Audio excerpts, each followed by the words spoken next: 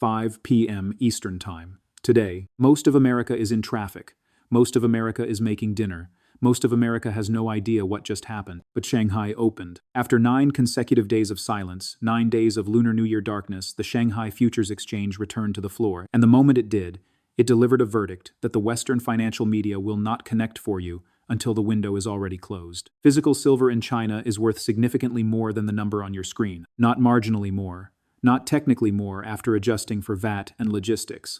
Structurally, measurably, and undeniably more. While COMEX was printing silver at $87.72, the Shanghai Futures Exchange opened pricing that placed physical metal at closer to $102. A $10 plus premium over Western spot, in real money, for real bars, delivered to real buyers. That number does not whisper, it speaks at full volume. This is John O.G. Reports. This channel has never sold you anything, and it never will. No courses, no signals, no paid tiers, just the map, delivered to you before the crowd figures out where the road ends. If you are new here, subscribe right now. Because what is unfolding in silver at this moment is the kind of structural market event that ends up in finance textbooks 2 decades later. We are reading that chapter as it is being written. Let's get into it. The Shanghai reopening was not a routine market event. It was a verdict from the only exchange in the world that cannot lie. Here is the context. While the Shanghai Gold Exchange and the Shanghai Futures Exchange were closed for the Lunar New Year, the Western silver market ran its own race. Silver surged more than 6% on Monday, February 23rd. The catalyst was a double trigger: President Trump's implementation of a sweeping 15% global tariff and renewed Iran nuclear tension as a 15-day diplomatic ultimatum entered its final hours without resolution. By February 24th, silver spot on COMEX had reached $87.72. That was a recovery of over 40% from post-crash lows in the $60 range. It happened entirely without China. The world's largest silver consumer was offline. The exchange that sets the physical tone for the entire Asian market was dark, and silver still ran. That fact matters. It tells you the Western buying behind this rally was not overflow from Chinese momentum. It was genuine, structural, and safe haven demand from European and North American institutions who looked at the landscape and decided silver was cheap. Then Shanghai came back, and it did not accept the Western price. It opened above it, significantly above it, because in China, the buyers who need physical silver in real quantities have understood for some time that the gap between what COMEX says silver is worth and what it actually costs to take possession of a bar has become dangerously wide. Most financial content will stop at Shanghai Premium and leave it there. That framing is incomplete. Getting this wrong means getting everything downstream wrong. In a functioning global commodities market, regional price differences do not survive. They are closed by arbitrage. If silver is cheaper in New York than in Shanghai, traders buy in New York and ship metal to Shanghai. The spread is pocketed. The price gap compresses. Balance returns. When the premium persists, when it holds for days, weeks, and months, despite the full awareness of global trading desks, it means the arbitrage mechanism is failing. The friction is too severe. Metal cannot move fast enough from west to east to close the gap. That friction has a specific name in today's silver market: structural physical shortage. China controls between 60 and 70% of the world's refined silver supply through a refining infrastructure with no global equal. 27 accredited silver refineries, more than double any other country on Earth. And on January 1st, 2026, exactly 8 weeks ago, Beijing activated a new export licensing regime for silver. The number of companies legally permitted to ship refined silver out of China was reduced from hundreds to exactly 44 state-approved enterprises. Not a quota, not a tariff, a whitelist. You are either on it or you are not.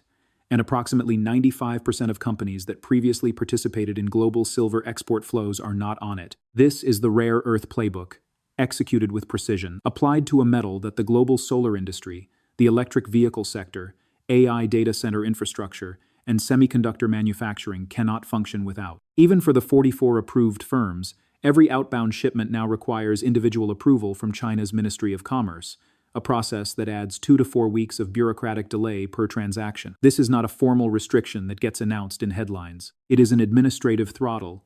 It operates silently, and it is working with surgical effectiveness. The market tightens, the price gap widens, and the West has no immediate answer. Today's Shanghai opening did not arrive in a vacuum. It arrived on top of a data stack that was already signaling structural stress. Before the Lunar New Year holiday began, SHFE silver inventories had already fallen to their lowest level in a decade. On February 8th alone, the exchange shed 31.3 metric tons in a single session, leaving total SHFE holdings at 318.54 metric tons. Against that inventory, a trader identified as Bai Yiming was reportedly holding a 450 metric ton naked short position, a paper claim against silver that the exchange's own available inventory cannot mathematically satisfy if physical delivery is demanded. Pause on that. 450 metric tons of paper short, 318 metric tons of available metal. In a physically delivered exchange, in a market that just reopened after 9 days offline and immediately confirmed that physical demand prices silver $10 above the Western benchmark, the SHFE is not COMEX. There is no cash settlement escape hatch for delivery stress. Every contract that runs to delivery in Shanghai requires actual bars in approved warehouses. You either have the metal or you do not, and the numbers say the metal is not there. On the Western side, the story is the same told from a different time zone. COMEX registered silver inventory, the metal officially designated as deliverable against futures contracts, has declined by roughly 1/3 since September 2025. The drainage rate in February has been approaching 800,000 ounces per day on active sessions. The February contract generated delivery demand 7 times higher than the January historical average. 98% of contracts that reached the delivery window stood for physical metal rather than cash. And this Thursday, February 27th, the March COMEX silver contract hits first notice day. Depending on how many participants elect to stand for physical delivery, the demand could exceed available registered inventory. This is not coincidence of timing. This is convergence. The Western delivery stress and the Eastern physical premium are not two separate stories. They are the same structural reality, expressing itself through two different market mechanisms simultaneously. In Shanghai, the shortage appears as a price premium because the exchange is physically settled and the price must clear at whatever level attracts supply. In New York, the shortage appears as delivery stress because COMEX has historically managed physical shortfalls through rule changes, margin increases, and emergency coordination. But that management is becoming more difficult with each successive contract cycle. This channel does not exist to confirm what you already believe. It exists to make you more precise. So here is what the bearish case on today's signal looks like. Shanghai premiums at the open of a post-holiday session are not always sustained. Institutional buyers returning after 9 days offline sometimes open aggressively and moderate within the first trading week, as the most urgent demand is absorbed. A $10 opening premium may compress to $5 or $6 as clearer hands assess where equilibrium actually sits. Do not treat the opening signal as the final signal. China's export licensing regime, while genuinely restrictive, is not a complete blockade. 44 approved companies represent curated capacity, not zero capacity. If global premiums grow large enough, metal will move even through bureaucratic friction. The question is at what price the movement happens and how much it compresses the gap. This is a process of adjustment, not a permanent wall. The SHFE short position, while documented in public exchange data, exists within a system that has resolution tools that do not appear in public filing. Negotiated delivery extensions, position transfers, coordinated buybacks, large short holders in commodity markets have accessed these mechanisms before.